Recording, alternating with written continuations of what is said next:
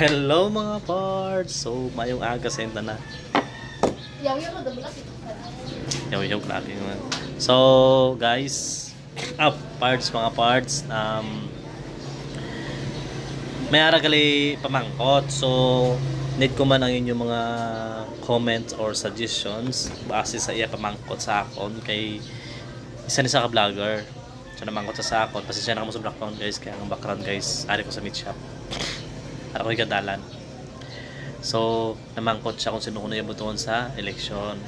Sa ila pamilya kay pila 12 sila ka magutod, puro sila butante. Tapos yung mama bata pa, 33 ang edad. 34, 38 gali.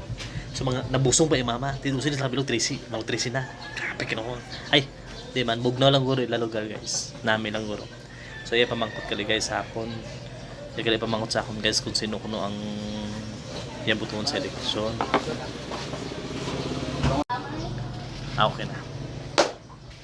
So namangkot kali sa guys nga kung sino kuno iyabutuhan sa eleksyon. So ang hambal ko ang iyabutuhan amon ni joke lang. Ang iyabutuhan gali butuhin niya lang kung sino gusto niya para hindi man siya magmahay sa iya butuhin sa susunod para sa ako sa eleksyon ligad kagahon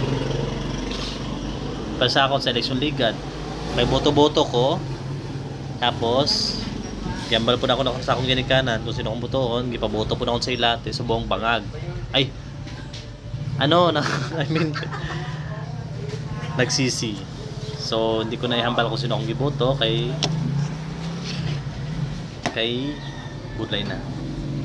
So, hambal ko sa iya kung sino yung buton ang mayo nga tawo masaligan kag hindi paasa. So, amo na guys ang guys to dapat kay nga subong eleksyon damo naman ta mabatian guys. Damo naman ta mabatian sang mga paasa nga wala gakatupad tapos kita man nga mga Pinoy nga mga pigado gaasa punta kung matupad na ang ilang ginahambal pero halos kalabanan guys ang mga ginahambal nila wala gid gatupad. So siguro time ko na nga magdagan sang beng